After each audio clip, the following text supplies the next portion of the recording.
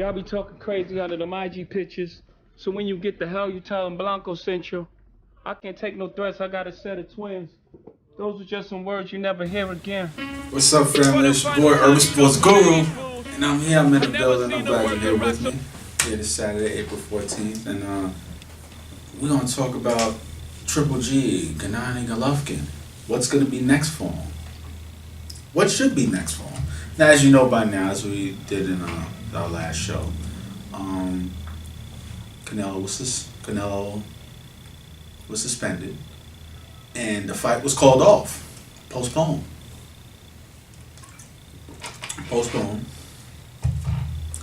for his not one but two positive tests of clenbuterol.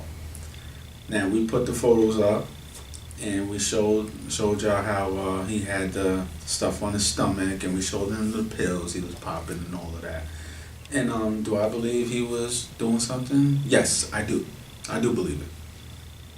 And I think he's going to get a suspension, maybe a 4-month suspension, whatever the case may be. And there's been reports all over the internet that Triple G wants to keep that date because he already has T-Mobile Arena. He has a good following out there in Los Angeles, but T-Mobile in Vegas. He said, why not? He would like to keep it. It's not finalized. So the question is, who's going to be the opponent next? Now, Billy Joe Saunders, I'd like to shout out to people once again to Sanction Boxing because they called this weeks ago at that, where Billy Joe Saunders mysteriously pulled out of his fight with an injury, hoping to trying to swoop into the Triple G card to get his way into a title shot. Now, what should Triple G do next? Who should he fight next? People are talking about Daniel Jacobs. Should he wait for Daniel Jacobs? I think Daniel Jacobs fights this month in April, if I'm not mistaken. Furthermore, what I think he should do is this. Let me be very, very clear. Triple G is the undisputed champion of the middleweight division.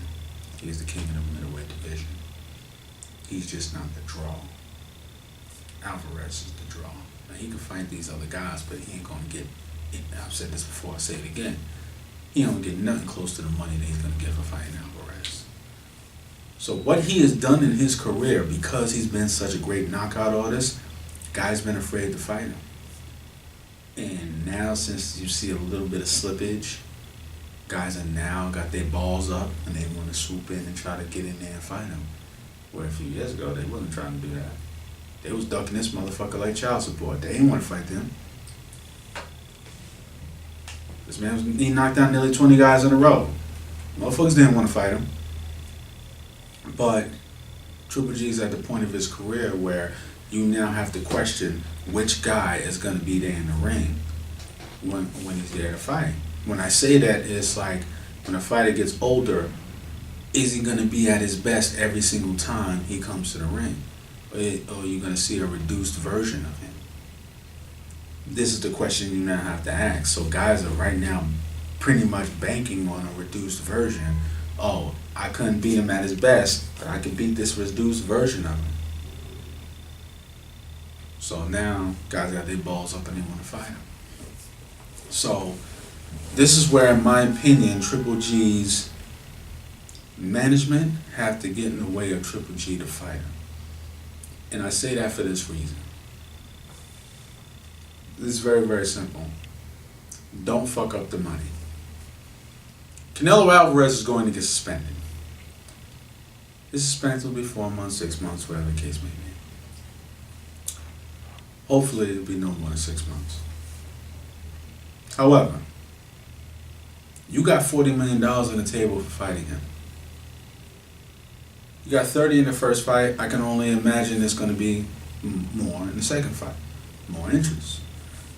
And he got robbed in the first fight.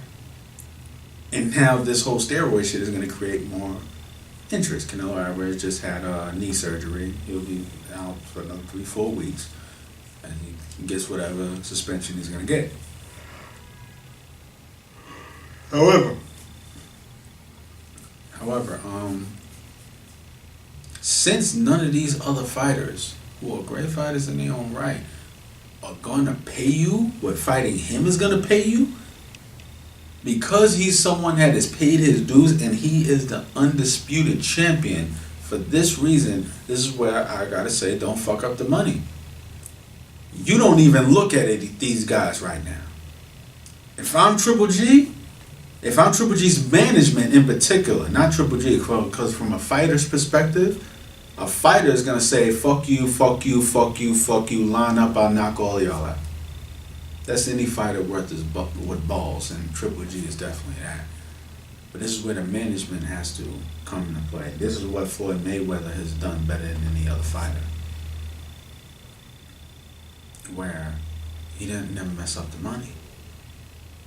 What Triple G reads right now is a serviceable opponent who he can look good against, look clean, stay clean, and keep himself ready for Canelo Alvarez for when he comes off suspension 4 or 6 months from now.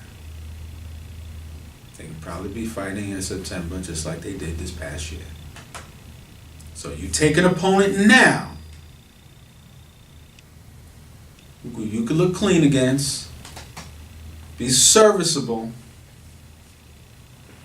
get some good work in, then fight Canelo in September, October for 40, maybe by then $50 million. That's the game plan. Fuck Billy Joe Saunders. I love the Brooklyn boy Daniel Jacobs. Shout out to my Brownsville. Hashtag Brooklyn. Stand up. But, right, if I'm Triple G's management, fuck Daniel Jacobs. Fuck him. Not now. Because after you fight Canelo again and beat Canelo, then you can be the draw that you want to be. And then you can fight whoever it is you want to fight and make your own big time dollars. Because that's what this Canelo fight was all about. Triple G's already was a great champion. But guess what? He didn't have no name to put himself up against. Because he didn't have no name to put himself up against, people outside the boxing community didn't really know who the fuck this guy is. You got this great fighter who's knocking everybody's heads off that everyone's afraid of, and he's gobbling up all the belts. But people outside the boxing community don't know who the fuck he is. We can put him up against Canelo. They flayed in similar weight classes. Who outside of Floyd Mayweather is the biggest draw in the sport. The biggest draw in the sport. Once Canelo beat Cotto, then this fight had to happen. The fight had to happen. They postponed it for a couple of years because they knew back then Canelo would have got his head buzzed. And in my opinion, this is when Canelo started using. This is when he started using. Because if you remember, Canelo, as much as we respected Canelo, this is when Canelo started doing a lot of shaky shit. If you remember when, I don't remember which of the Alphabet Super titles gave him a deadline as to when he could finalize the deal for Golovkin, after him saying in the ring, fuck that, we don't fuck around, we ain't this, talking all this shit, and he didn't meet the deadline. He was willing to relinquish his belt to not fight him. That should tell you something. Now all this stuff about the drugs he was taking, none of that surprises me. Because he's been making some funny movements. The fact that this fight got postponed 2 years. Why did it have to get postponed 2 years? Why? Why did it have to get postponed 2 years? Why? Because you seen the way this guy was beating the shit out of people? Now I get it. For those who say that when he fought Floyd Mayweather, he was too young in his career at the time. That's a viable argument. Because I'll say this. You gotta understand, Canelo Alvarez turned pro when he was about 15 years old. And in Mexico, he had no real amateur background. So he learned on the fly. So maybe he was nowhere close to being ready when he fought Floyd Mayweather. I'll give you that. The problem is this. They postponed this fight and got this dude using shit because, and I say this respectfully, they did not want Canelo Alvarez to be the Tommy Hearns of this generation. Now, what do I mean when I say that? Tommy Hearn's a great fighter, Hall of Fame fighter. Knocked out a lot of bad motherfuckers, knocked the piss out of Roberto Duran, for those who don't remember. But, he fought Sugar Ray Leonard the first time he lost. He fought Marvin Hagler in an epic fight. Lost. So when he fought the two iconic guys of his generation, he lost. He already lost to Floyd Mayweather.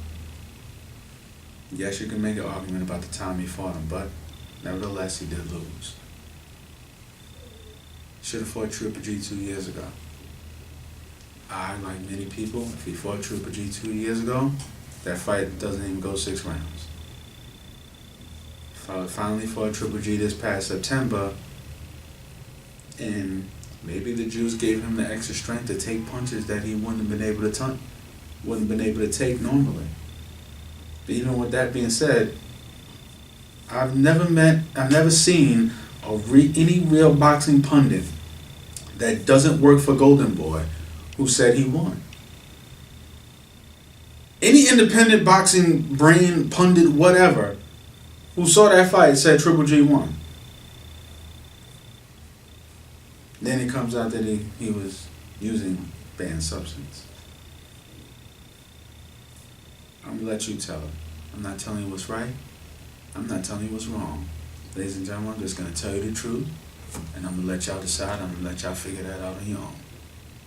Right now, we going to Shit Can't Happen. Yeah. Shit can't happen. Shit can't happen. Shit can't happen. Shit can't happen. Now this ain't funny, so don't you dare laugh. Shit can't happen to him and your ass. You can't be touched, don't think you can't. Cause niggas ain't fucking around no more, man. This ain't funny, so don't you dare laugh. Shit can't happen to him and your ass. You can't be touched, don't think you can't. Cause niggas ain't fucking around no more, man.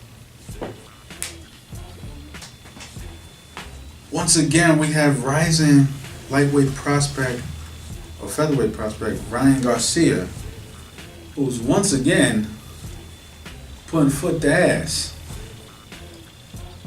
As we see him right here. See him right here. This brother think he's gonna be the difference maker. He think, oh, sit your ass down. The fuck you think you doing? Didn't I tell your ass don't even show up? The fuck you doing here? Why you wobbling? What you say? What's that shit you said at the press conference? No, say it to my face.